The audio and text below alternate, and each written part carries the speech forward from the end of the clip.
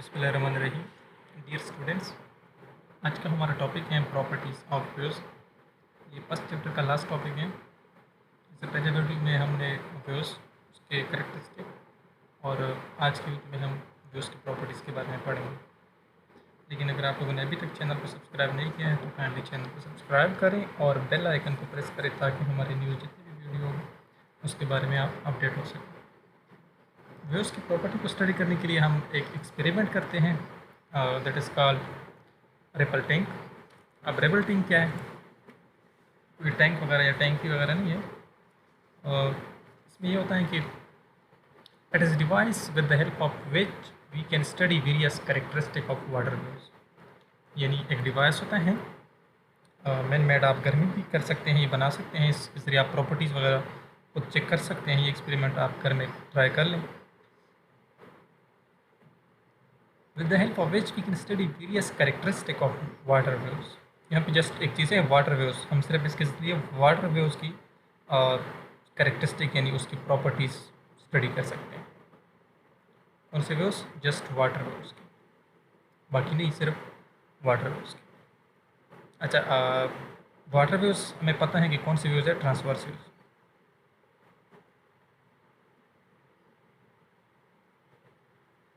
ये ऑलरेडी हम ने वेव्स के टॉपिक में ये पढ़ा है कि वाटर वेव्स कौन से वेव्स हैं? ट्रांसवर्स वेव्स हैं। यानी रेपल्टिंग एक डिवाइस है जिसके ज़रिए हम क्या कर सकते हैं? वेरियस कैरेक्टरिस्टिक यानी प्रॉपर्टीज़ ऑफ वाटर वेव्स हम स्टडी कर सकते हैं। अब रेपल्टिंग क्या है, देखते हैं कि रेपल्टिंग क्या होता है। ये आप अपने घर में बना सकते हैं। रेपल्टिंग एक्चुअली कंसिस्ट करता है, एक ट्रे है, ये है एक ट्रे। अच्छा, इसमें क्या होता है कि ट्रे का जो बॉटम होता है, यानी उसका जो बॉटम पोर्शन है ये वाला, ये ट्रांसपेरेंट होना चाहिए। ट्रांसपेरेंट का मतलब जानते हो? जिसमें लाइट पास हो सके। और यहाँ पे एक मोटर लगा होता है, स्मॉल मोटर, जो आप वो छोटे कार वगैरह जो होते हैं उनमें भी लगा होते हैं, या कोई और छोटे मशीन होते हैं जो बच्चों की टॉयज़ वगैरह में उसमें भी होते हैं, तो वो आप यहाँ पे लगा सकते हो। पावर सप्लाई यानी उसके पावर सप्लाई का मतलब ये नहीं कि कोई ग्रिड स्टेशन से पावर सप्लाई करो, सिंपल आप एक सेल, बैटरी का जो सेल होता है वो लगा के उसके ज़रिए जो स्मॉल छोटे मोटर लगते हैं तो वो इसके साथ कनेक्ट होता है, जिसके ज़रिए मोटर रोटेट होता है। ऑसिलेटिंग पैडल है। ऑसिलेटिंग पैडल का मतलब ये है कि ये मोटर के साथ कोई भी एक रॉड सा लगा लो। बाय रॉड सिंपल हुई ना कि आप इस तरह कोई लकड़ी या कोई भी चीज़ रख लें, रॉड के साथ अटैच करें जो जस्ट वाइब्रेट हो सके। क्योंकि हम वो डेफिनेशन में ये कहते हैं कि वो तो जनरेट होते हैं अगर एक बॉडी में क्या होता है, वाइब्रेशन प्रोड्यूस होते हैं, तो वाइब्रेशन से वेव्स प्रोड्यूस होती है। और यहाँ पे एक स्टैंड है, और स्टैंड किस लिए होता है? स्टैंड एक्चुअली ये लाइट लैंप के लिए होता है। अगर आपके पास स्टैंड नहीं है तो आप हाथ में भी लाइट पकड़ सकते हैं, बट ऐसा ना हो कि ऐसी जगह को टच करें जिससे आपको शॉर्ट सर्किट लग जाए, तो उसका केयर किया करें। तो एक होल्डर वगैरह में आप लाइट को इसके ऊपर पकड़ सकते हैं। एक सिंपल लाइट के नीचे एक्सपेरिमेंट करें। लाइट की क्यों हम कहेंगे? क्योंकि इसके ज़रिए हम वेव्स को सी, वो जब ये लाइट इस पर फॉल हो जाएगा तो यहाँ पे वो तो खैर प्रोसेस में पढ़ेंगे। पहले मैं ये बता दूँ कि यह केस में होता है। एक ट्रे होता है, ट्रे का बॉटम जो है ट्रांसपेरेंट होता है। ट्रांसपेरेंट का मतलब जिसमें लाइट पास हो सके उसके, और यहाँ पे एक मोटर लगा होता है, मोटर के साथ एक ऑसिलेटिंग पैडल या यू कैन से कि एक रॉड, कुछ भी। और पावर सप्लाई है। पावर सप्लाई का मतलब कि कोई बैटरी सोर्स, सेल या बैटरी वगैरह, ये कनेक्ट होता है। और ये स्टैंड जो है लैंप के लिए होता है। और यहाँ पे बॉटम में भी आप एक ग्लास टाइप रख लेंगे, कोई screen, simple you can say screen. Screen क्या होता है? कौन सी स्क्रीन? वो कोई ये एलसीडी वगैरह, एलईडी वगैरह, वो आप ये स्क्रीन ना सोचें। जस्ट क्या करें कि जस्ट एक ग्लास वगैरह रख लें तो भी आपका स्क्रीन होता है। प्लास्टिक वगैरह कुछ रख लें, जैसे एक्सरे का टाइप का होता है, तो वो वाले आप रख सकते हैं। अच्छा, क्या करें कि ट्रे में पानी डालें, और जो ही आप पावर सप्लाई को यानी उसके करंट प्रोवाइड करें, वो बैटरी वगैरह के साथ अटैच है या सेल है, तो मोटर स्टार्ट हो जाएगा। मोटर की वजह से ये रॉड वाइब्रेट करेगा। रॉड के वाइब्रेट होने से क्या होगा कि इस वाटर में वेव्स प्रोड्यूस होगी, जिस तरह पानी में कोई पत्थर वगैरह फेंकते हैं। अच्छा, वेव्स प्रोड्यूस होगी तो यहाँ पे लाइट क्या करेगा कि इसके एलिमिनेशन यानी इसका शेडो से क्या होगा कि आप यहाँ पे लाइट की वेव्स, लाइट इस पर पास होता है तो इस वजह से यहाँ पे स्क्रीन पे आप वो वेव्स देख सकते हैं किस टाइप के होते हैं। अब मेनली इसमें ये तो मैंने इसका प्रोसेस बता दिया कि क्या क्या होता है और कैसे होता है, और इसके ज़रिए हम कौन कौन सी करेक्टरिस्टिक स्टडी कर सकते हैं, क्योंकि हमने बताया कि इसके ज़रिए हम करेक्टरिस्टिक स्टडी कर सकते हैं, बट कौन कौन से हैं। एक है रिफ्लेक्शन, दूसरा है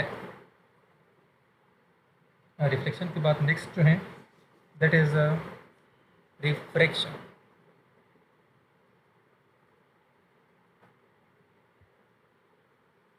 and third one is diffraction.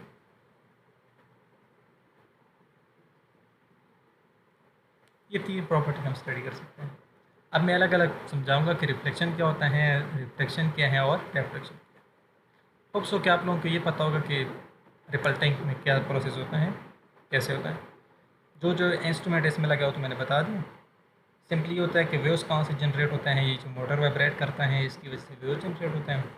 Lamp की इसलिए यूज़ करते हैं कि लैम्प के शेडो से जो यहाँ पे हम वेव्स की वो पानी वाटर का जो मोमेंट होता है वो वेव्स देख सकते हैं, तो इसलिए लैम्प यूज़ होता है। अच्छा, जो पैटर्न है उसमें हमारे पास कुछ वेव्स जो अपीयर होगी उसमें कुछ पार्ट ऐसे होगा जो ब्राइट सा होगा, कुछ जो है वो थोड़ा डार्क होगा। तो ब्राइट जो है वो क्रेस्ट को रिप्रेजेंट करते हैं वेव्स के। मैंने क्रेस्ट और ट्रफ आप लोगों को पढ़ाया था प्रीवियस वीडियो में। जो ब्राइट पोर्शन है वो क्रेस्ट होगा और जो लाइट है that will be trough.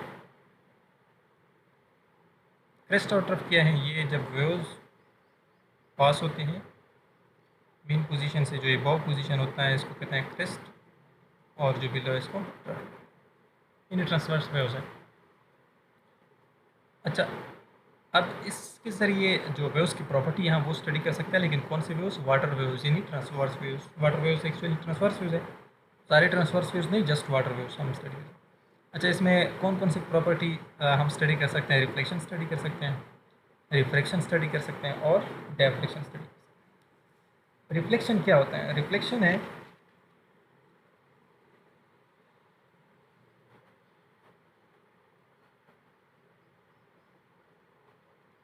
Reflection mean कि the change and direction of wave, the change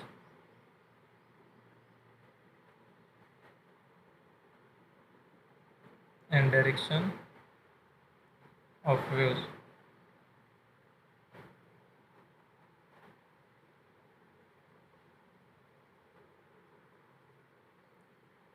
at an interface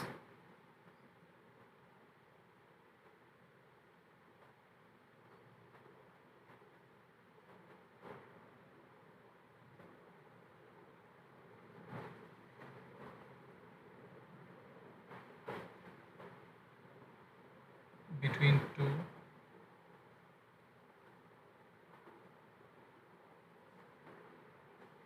different medium, और बैरियर भी कह सकते हैं। बैरियर मीन रुकावट। तो रिफ्लेक्शन में क्या होता है, हम कहते हैं कि the change and direction of wave eight interface between two different medium. Waves के डायरेक्शन में एक इंटरफेस पे जब चेंज आ जाए तो डिफरेंट मीडियम पे, उसे कहते हैं रिफ्लेक्शन। कैसे होता है, फॉर एग्जांपल यहाँ से वेव्स पास होते हैं, कोई भी सोर्स यहाँ पे लगा है, यहाँ से वेव्स ओरिजिनेट होते हैं। अब अगर यहाँ पे कोई बैरियर वगैरह लगा है यानी दूसरा मीडियम है, तो क्या होगा, जो ही ये वेव्स इससे टकराएंगे तो इसके बाद क्या होगा, ये वेव्स अगर ये स्ट्रेट है, ये बैरियर स्ट्रेट बिल्कुल 90 एंगल पे है, तो ये वेव्स जो है एंड रिटर्न वापस इसी डायरेक्शन में आएंगे।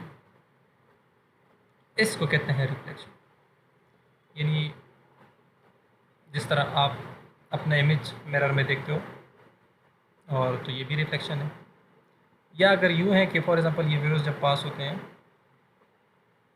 प्रोपेगेट होते हैं, और जो मीडियम है बैरियर वो आपने यूँ रखा है, ओब्लीक टाइप रखा है, यानी अदर देन 90 एंगल है, फिर क्या होगा कि यहाँ पे जैसे ये टकराएगा तो ये एट सम एंगल, ये इस डायरेक्शन में लेट से मूव हुआ, रिफ्लेक्ट होगा, ये इस डायरेक्शन में रिफ्लेक्ट होगा, ये इस डायरेक्शन में, तो इसको कहते हैं रिफ्लेक्शन। क्योंकि डायरेक्शन में तो चेंज आया, वो डिपेंड करता है उस मीडियम बैरियर पे कि वो किस एंगल के साथ उनको फेस कर रहे हैं। फॉर एग्जांपल यहाँ पे 90 है तो वो बिल्कुल स्ट्रेट वापस रिटर्न हो गए ओरिजिनल पोजीशन की तरफ, तो डायरेक्शन तो चेंज हो गया। सिमिलरली अगर इस केस में देखें ओब्लीक है लेट्स से बैरियर या मीडियम यू कैन से, तो यहाँ पे अगर आप देख लें तो वेव्स जो है वो भी फिर डायरेक्शन उसका चेंज हो गया, इनिशियली इस डायरेक्शन में थी, अब डायरेक्शन चेंज हो गया, तो इसको कहते हैं रिफ्लेक्शन।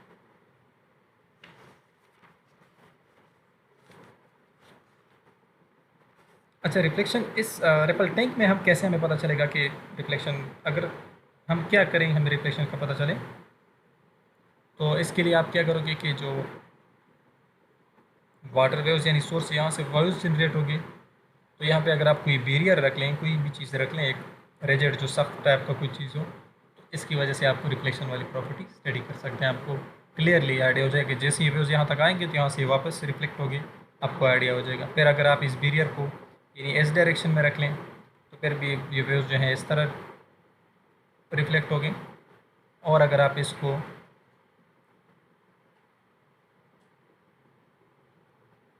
यूँ रख लें तो फिर जो वेव्स आएंगे वो यूँ इस डायरेक्शन में रिफ्लेक्ट होंगे। तो रिफ्लेक्शन हम रिपल टैंक से कैसे स्टडी करते हैं कि इसके लिए एक बैरियर को रखते हैं, वो बैरियर आप किस एंगल से रखते हो तो आपको उसी हिसाब से रिफ्लेक्शन का भी पता चल जाएगा। अच्छा, नेक्स्ट वन जो है वो है एक होता है रिफ्लेक्शन, LECTION रिफ्लेक्शन, और एक होता है रिफ्रैक्शन। रिफ्रैक्शन और रिफ्लेक्शन, इनमें डिफरेंस क्या है? रिफ्लेक्शन में ये होता है कि डायरेक्शन में चेंज आया, लेकिन रिफ्रैक्शन में क्या होता है कि उसमें ये स्लाइटली बेंड होते हैं, लेकिन इस दौरान क्या होता है कि स्पीड में भी चेंज आता है, वेवलेंथ में भी चेंज आता है वेव्स के, तो उसको कहते हैं reflection.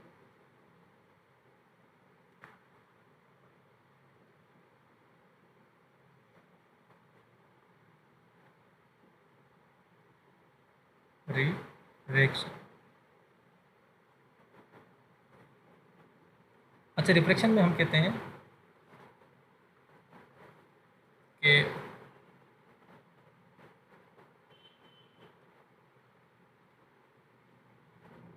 Change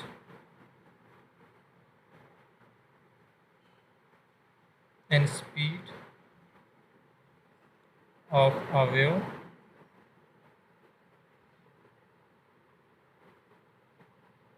while traveling from one medium into another.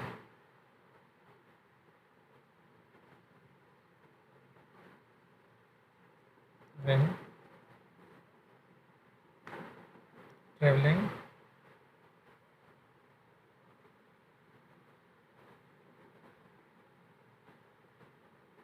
from one medium into another is called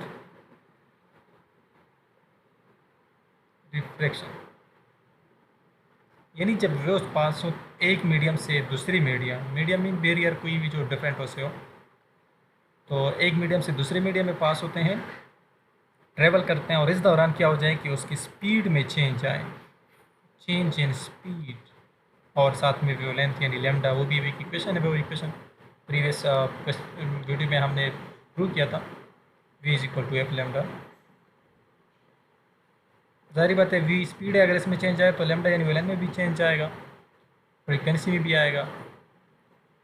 तो स्पीड में अगर चेंज आ जाए एक मीडियम से ट्रेवल करते हुए दूसरी मीडियम इधर, this phenomena is called reflection. अब ये कैसे होता है? फॉर एग्जांपल,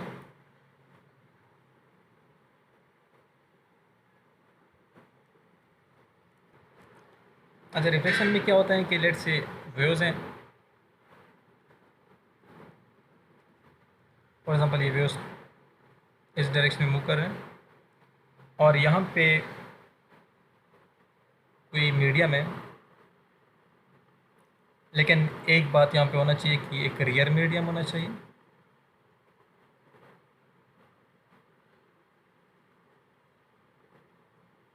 और दूसरा डेंसर मीडियम।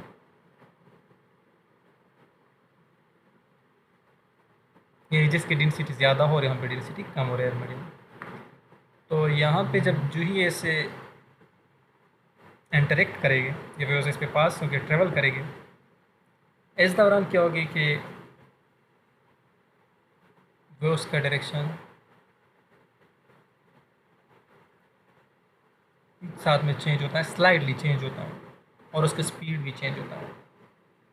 अगर आप डिफिनीशन में the change in direction and speed लिख लें तो अच्छा होगा, क्योंकि डायरेक्शन भी स्लाइटली चेंज होता है। Change in direction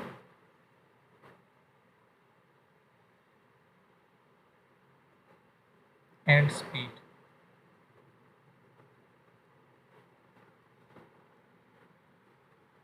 The change in direction and speed of wave when traveling from one medium to another is called reflection। अब पानी केस में आप कहोगे कि डेंसर वाटर कहाँ से और रेयर मीडियम कहाँ से आ गया। तो डेंसर और रेयर पानी में यहाँ क्योंकि रिपल्टिंग की बात हम कर रहे हैं तो इसलिए पानी के साथ में हम जिक्र करेंगे। और तो इस केस में ये होता है कि जो डीप वाटर है, डीप वाटर का मतलब जानते हो जो डीप होता है, यानी इसकी गहराई ज़्यादा जो बॉटम है, अब उसकी डेंसिटी ज़्यादा है क्योंकि उस पर बहुत से तो ज़्यादा वो वेट उसका ज़्यादा होगा। तो डेंसिटी के लिए फार्मूला है मास पर यूनिट वॉल्यूम। जब डेंसिटी ज़्यादा हो तो वो डेंसर मीडियम हो गया और जो टॉप पे होगी वो रेयर मीडियम होगी। यानी जब एस से एस पे ट्रेवल करेंगे, इसके लिए हम क्या करते हैं कि एक प्लास्टिक शीट रखते हैं। प्लास्टिक शीट जब आप इस ट्रे में रखोगे तो मीडियम फिर यहाँ पे जो वाटर की डेंसिटी है वो ज़्यादा हो जाएगी बॉटम में, और डीप वाटर इस दौरान उसकी वेव्स की डायरेक्शन भी चेंज आएगा और एज वेल एज स्पीड में भी चेंज आएगा, यानी डिक्रीज हो जाएगा रेयर मीडियम से डेंसर मीडियम में। तो इस फिनोमेना को कहते हैं रिफ्लेक्शन। या मैं एक और एग्जांपल देता हूँ, एग्जांपल थोड़ा इससे ज़्यादा रिलेटेड तो नहीं है बट इससे आप अच्छी तरह समझ जाओगे। फॉर एग्जांपल यहाँ पे कोई सही पहलवान मोटा बंदा है, ठीक है, और यहाँ पे एक छोटा बच्चा है। अब क्या हो रहा है कि ये मूव कर रहा है, यानी लेट से यू कंसीडर करें कि ये वेव है और यहाँ पे ये मीडियम है।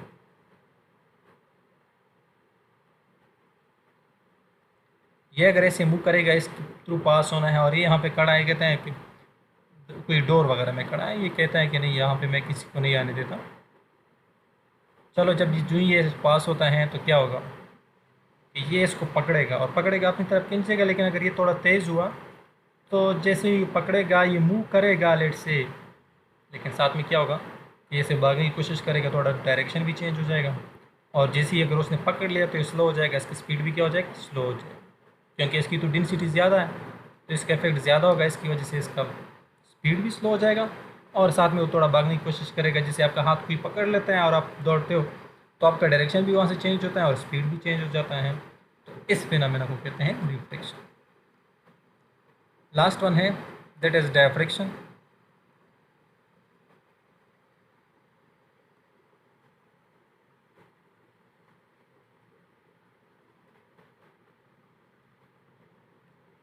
अब डायफ्रैक्शन में क्या होता है, डायफ्रैक्शन में होता है कि the bending of waves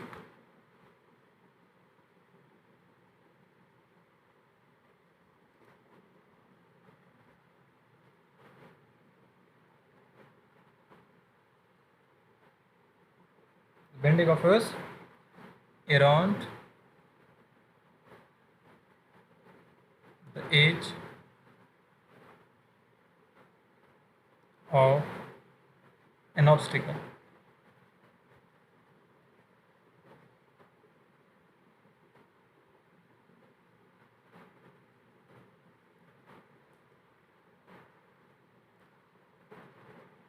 The bending of waves around the edge of an obstacle। Edge mean किनारा। वेव्स जब बैंड हो जाएं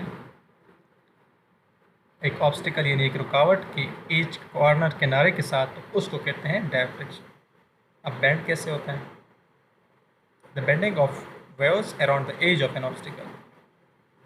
ये बात, ऑब्स्टिकल के एज यानी कॉर्नर के साथ जब वेव बेंड करें तो इस फिनोमेना को कहते हैं डायफ्रिक्शन। लेट्स से जैसे कि आप लोगों के पास ये वाला एक्सपेरिमेंट है, यही सेम कंसीडर करें आप। इस केस में आप रिपल टैंक में क्या करोगे कि इस केस में आप एक रॉड रखोगे, और रॉड किस तरह रखोगे? एक नहीं बल्कि दो रख लेंगे।